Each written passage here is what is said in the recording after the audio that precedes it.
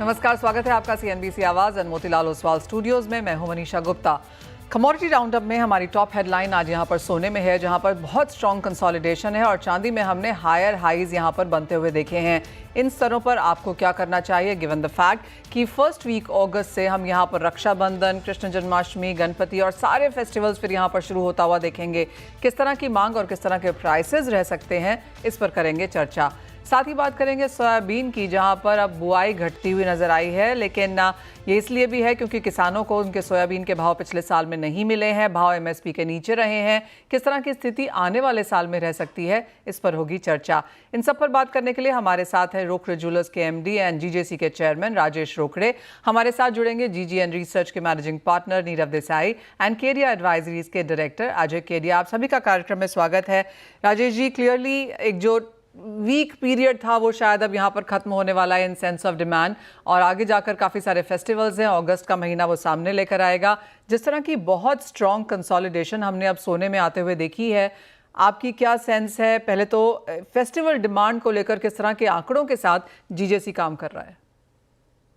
देखिए, जीजेसी तो domestic industry के लिए बहुत जबरदस्त तरीके से काम कर रहा है और all India gem and jewellery domestic council का एक बी2सी प्रोग्राम है जिसे लकी लक्ष्मी कहा जाता है, वो हम लोग इस बार लॉन्च कर रहे हैं फिर से एक बार हर साल की तरह। तो इस वजह से फेस्टिव सीजन के बाद जो वेडिंग सीजन है तब तक के इसका फायदा हमें मिलेगा। और रही बात डिमांड को लेके, तो पूरे साल का 2 महीने ऐसे होते हैं जो सबसे ज्यादा गोल्ड इंपोर्ट होता है, वो होता है अगस्त और होता है एक नवंबर। अगर मैं देखता हूँ हर साल में, तो अगस्त के दरमियान में फेस्टिव सीजन स्टार्ट होता है अगस्त के बाद से, तो इस वजह से दिवाली की तैयारी अगस्त में शुरू हो जाती है। इस वजह से भी गोल्ड इंपोर्ट अच्छा खासा बढ़ता है, क्योंकि ज्वेलरी पहले से बनानी पड़ती है और दिवाली जैसे कि इस बार अक्टूबर में है, तो इस वजह से जैसे ही अक्टूबर का सेल मिलेगा तो फिर सितंबर अक्टूबर के बाद नवंबर आएगा तो फिर हमारा इंपोर्ट बढ़ जाएगा। तो साल के ये 2 महीने बहुत ज्यादा क्रूशियल रहते हैं। और गोल्ड के रेट को अगर हम लोग देखते हैं, तो जिस तरीके से गोल्ड ने पिछले अगर 6 महीने का मैं देखता हूँ, $2700 से लेके तो $3500 का जो एक ह्यूज गैप को फिल किया है,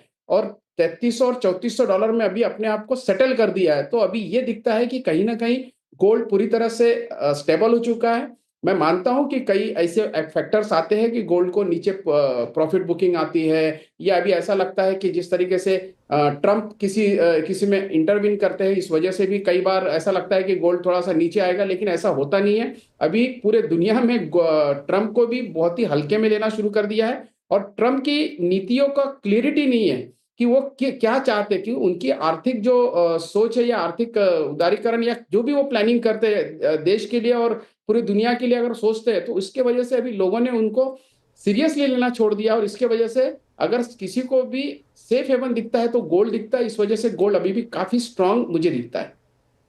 वेल एब्सोल्युटली। राजेश जी, ये तीसरी बार है मैं आपको लकी लक्ष्मी के बारे में बात करता हुआ सुन रही हूँ। एग्जैक्टली क्या है ये स्कीम?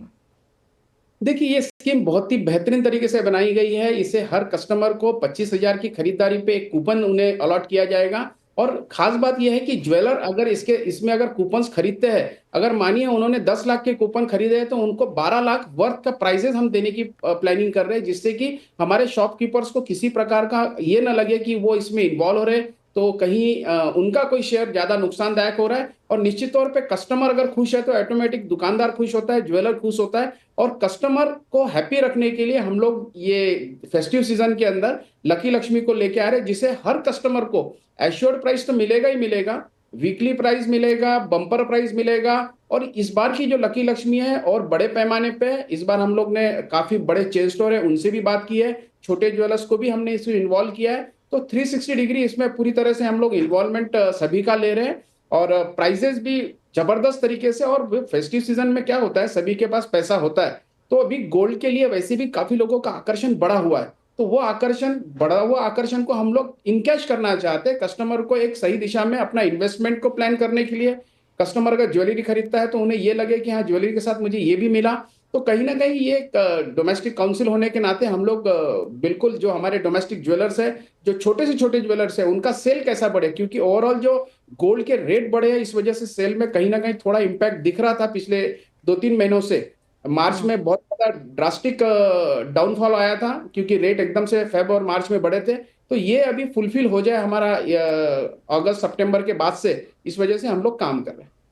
तो राजेश जी, जैसे आपने कहा कि ज्वेलर्स के ऊपर एक एक सबके ऊपर बहुत प्रेशर नहीं आए, तो ये जो अवार्ड एंड रिवॉर्ड की जो पूरी स्कीम या फिर ऑफर्स हैं, तो फिर इसका इसका बर्डन किसके ऊपर और कैसे आता है?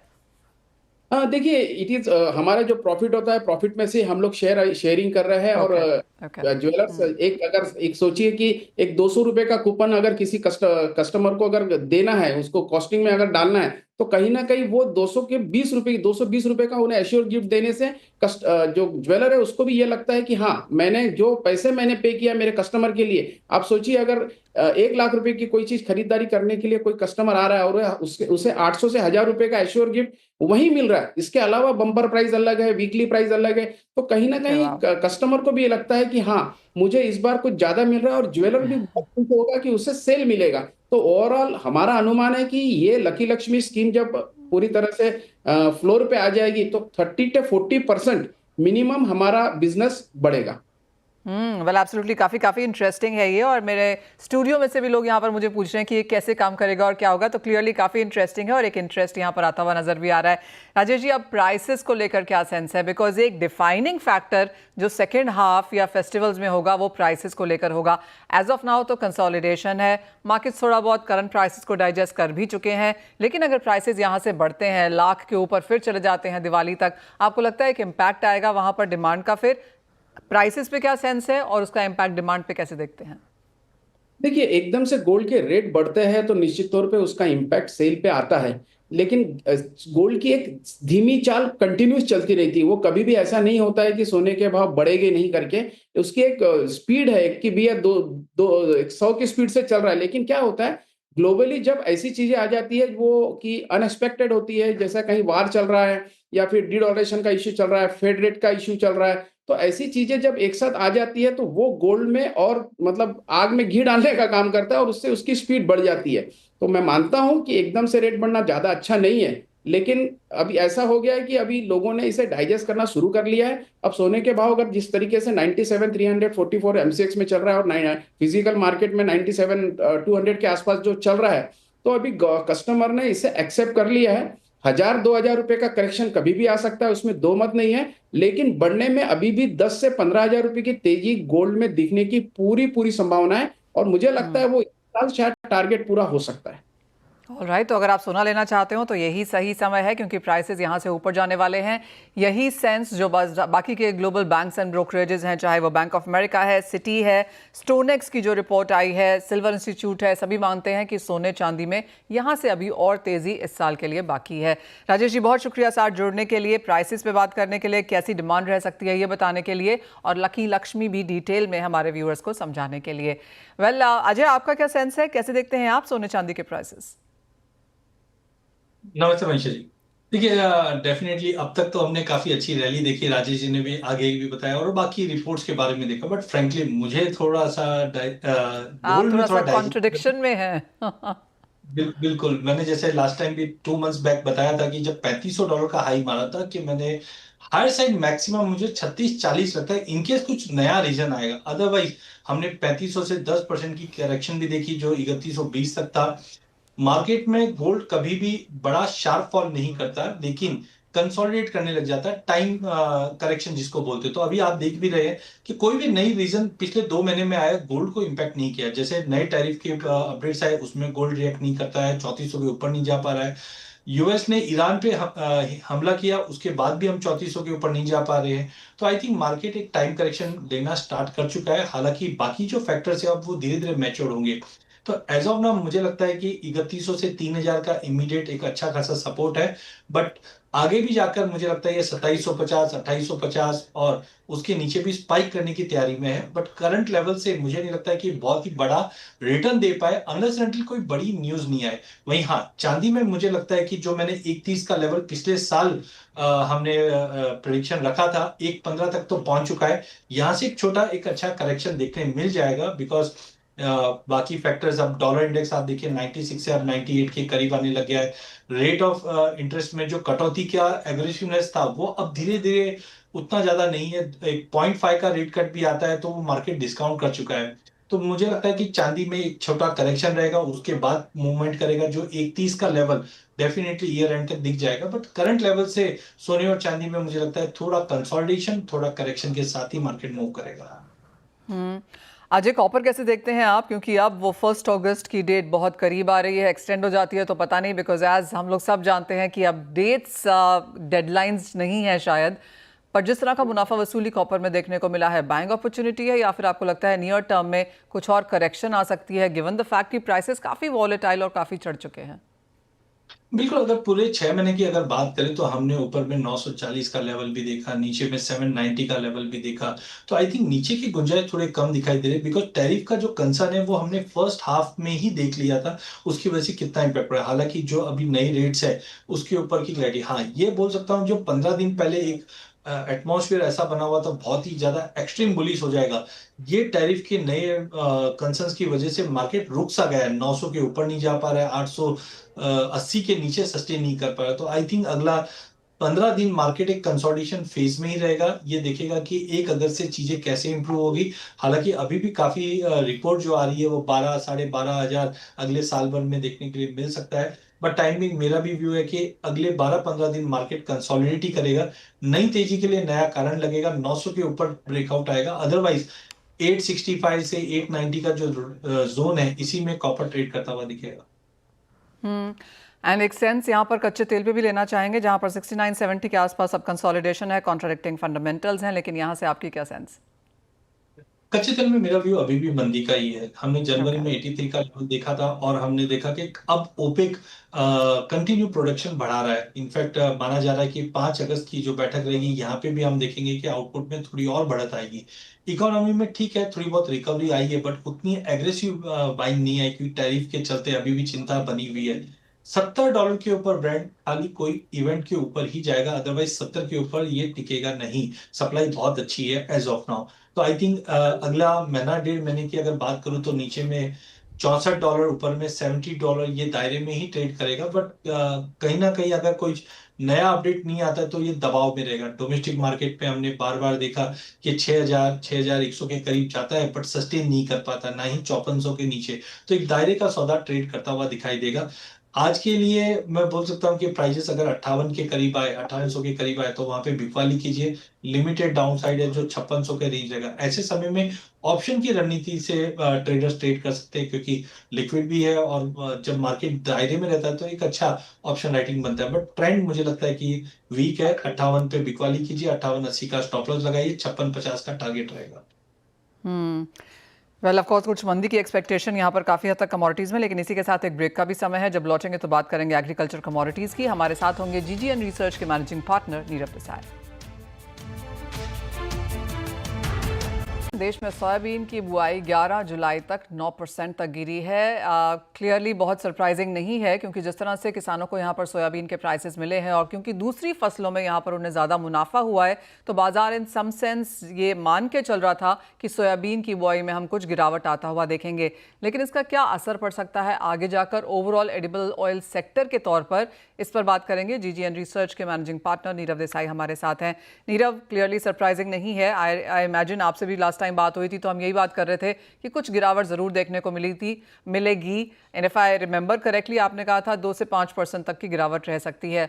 अभी भी हमारे पास 15-20 दिन है until we see the final numbers, लेकिन ये जो 9 से 11% की गिरावट है, इसे कैसे रीड कर रहे हैं? किस तरह की फसल हम फाइनली यहाँ पर बनता हुआ देख सकते हैं?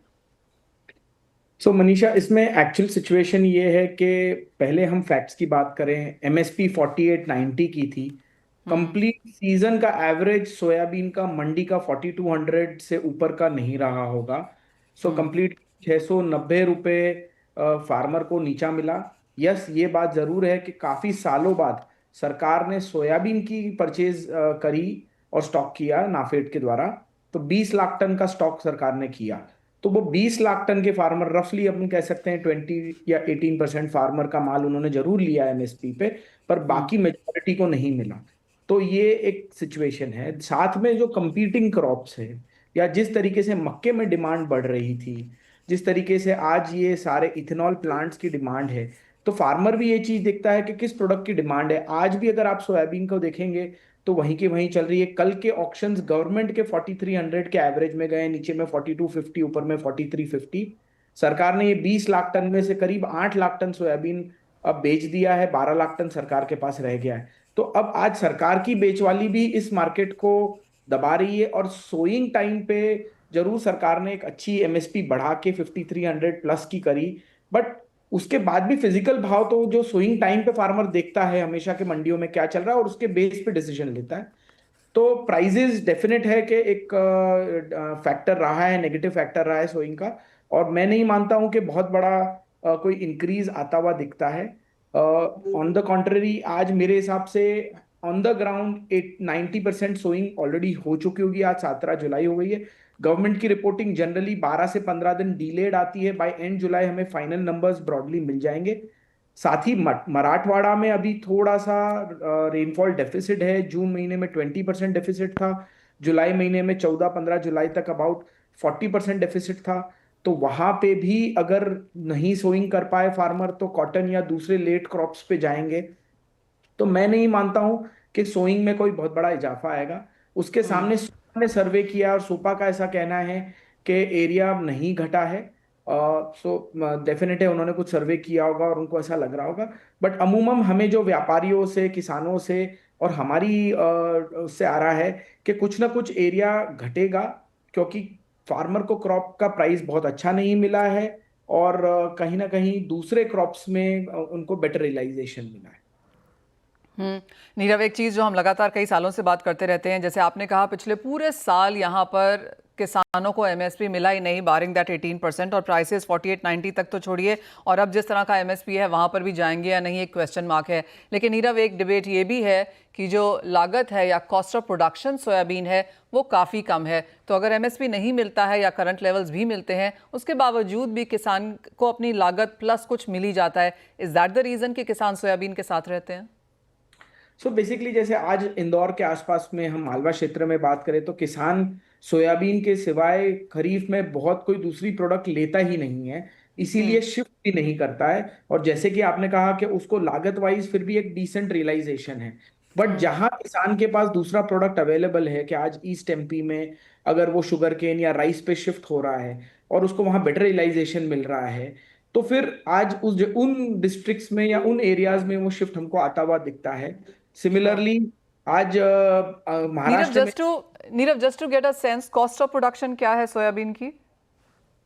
सो रफली अभी हाल फिलहाल मैंने कोई of let cost of production नहीं निकाली, पर किसानी प्रोडक्ट प्रोड्यूस में आप समझिए कि इनकी कॉस्ट ऑफ प्रोडक्शन रफली अराउंड 3000 से 2800 के बीच में रहेगी। बट आज किसान सिर्फ 2 फसल लेता है या कई किसान सिर्फ एक फसल लेते हैं। तो हमें ये नहीं देखना चाहिए कि उनको 80% या 100% का रियलाइजेशन है। हमें ये देखना है कि आज अगर वो कोई फसल बनाता है और उसके कारण अगर वो 80,000 रुपये का रियलाइजेशन या लाख रुपए का रियलाइजेशन लेता है और घर पे 40,000 रुपये ले जाता है, तो उसमें उसको 4 से 5 महीने उसकी फैमिली को सस्टेन करना है। तो आज ये सिचुएशन है। बट जो एरियाज में जैसे महाराष्ट्र में या ईस्ट एमपी में या एक्सट्रीम वेस्ट एमपी में जब दूसरी क्रॉप्स उनके पास अवेलेबल है, वहां पे ये शिफ्ट आने लगता है। अगर हम यूएस की बात करें तो यूएस क्रॉप भी बहुत अच्छा है और कल ही अगर आप देखेंगे तो मील ने नया लो मारा है और ऑयल मार्केट थोड़ा सपोर्टिव हुआ है, बिकॉज आज वर्ल्ड ओवर मील एक्सेस हो रहा है। तो कहीं ना कहीं ये हमारे इंडियन मील के प्राइसेस में भी इंपैक्ट कर रहा है, डोमेस्टिकली डीडीजेस भी इंपैक्ट कर रहा है। सो आज इकोसिस्टम में सोयाबीन मेजरली सोया मील पे चलता है और सोया मील ऑप्टिमिस्टिक नहीं है। ये भी एक कहीं ना कहीं वाइब किसान को, कहीं ना कहीं फीलर किसान को मिलता है।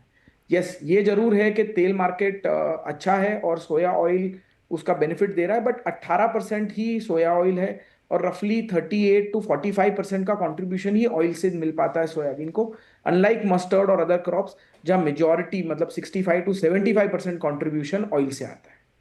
Fair point. नीरव, अब यहाँ से आगे अब किस तरह के प्राइसेस आपको बनते हुए नजर आते हैं? आई मीन ऑफ कोर्स हम काफ़ी गिरावट ऑलरेडी प्राइसेस में यहाँ पर देख चुके हैं। क्या एक कंसोलिडेशन है गिवन ऑल द फैक्ट्स, या फिर आपको लगता है कि यहाँ से भी कुछ कंसर्न्स हैं कि प्राइसेस गिर सकते हैं? See overall I feel prices already बहुत लो लेवल पे है, न्यू एमएसपी इज हाई, तो मार्केट में कोई बहुत पैनिक वाली बात नहीं, क्योंकि ऑलरेडी हम बॉटम पे हैं मार्केट के। बट ऑप्टिमिज्म नहीं है इस मार्केट के साथ। आज भी सरकार के पास 12 लाख टन सोयाबीन है। इंडस्ट्री के पास भी एक ठीक क्रॉप अभी भी कैरी करके चल रहा है। वर्ल्ड मार्केट में बहुत अच्छा सिनेरियो नहीं है। सो इन सब के कारण बहुत ऑप्टिमिज्म नहीं है। बट फिर भी एक गट ये बद फीलिंग आ रहा है कि मार्केट इस बॉटम रेंज से, अगर जैसे आज फार्मर ने रिएक्ट किया, दूसरी कंट्रीज में भी कुछ ना कुछ चीजों का रिएक्शन आएगा, तो मार्केट यहाँ से स्लाइटली इंप्रूव जरूर हो सकता है। और डेफिनेट है कि ये वेदर मार्केट्स हैं। आज जैसे हमारे यहाँ पे हम बोल रहे हैं कि मराठवाड़ा में प्रॉब्लम है, या इंदौर की अगर मैं बात करूँ, मालवा एरिया की, तो लास्ट एक वीक से रेनफॉल थोड़ी सी रुकी हुई है। तो कहाँ क्या वेदर प्रीमियम्स आ सकते हैं वो हमें नहीं मालूम है, because crop is still shaping up. तो उसके कारण कहीं ना कहीं ये बॉटम से कहीं मार्केट स्लाइटली इंप्रूव हो सकता है। बट यस, कोई बहुत ब्लास्ट होने वाली सिचुएशन वर्ल्ड वाइड ना कि इंडिया में। पॉइंट है नीरव, बहुत शुक्रिया साथ जोड़ने के लिए। तो क्लियरली कंसर्न्स हैं और एक mixed if not messed up kind of a situation यहाँ पर सीड, ऑयल और मील के बीच में फिलहाल यहाँ पर बनती हुई नजर आ रही है। लेकिन जैसे नीरव ने कहा कि प्राइसेस नियर बॉटम है, यहाँ से नहीं गिरने चाहिए, स्पेशली एट अ टाइम जब हम यहाँ पर बुआई के नंबर्स आता हुआ देख रहे हैं। अजय, आपकी क्या सेंस है? क्लियरली एडिबल ऑयल जो जिस सेक्टर जहाँ पर फिलहाल खड़ा है, कंसर्न्स तो हैं, लेकिन जिस तरह से मार्केट्स में हमने इंटरनेशनल मार्केट्स में, चाहे वो यूएस बायोफ्यूल मैंडेट है या जिस तरह के नंबर्स हमने अर्जेंटीना से या ब्राजील से आते हुए देखे हैं, इंडियन मार्केट्स पे क्या इम्पैक्ट देखेंगे?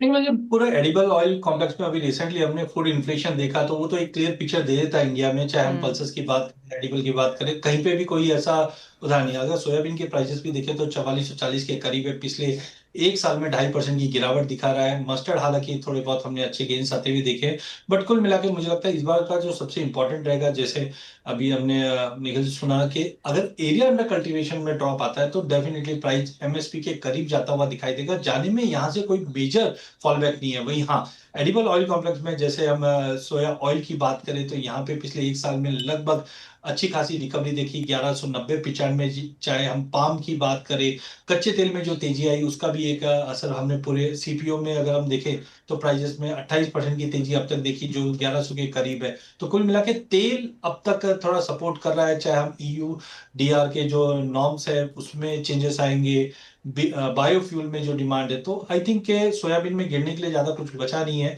यहाँ से अब देखना होगा सोइंग कितनी कमजोर आती है, उसी का एक सपोर्ट मुझे लगता है एक टेम्पररी हम महीने 1.5 महीने में बढ़ते हुए देखेंगे।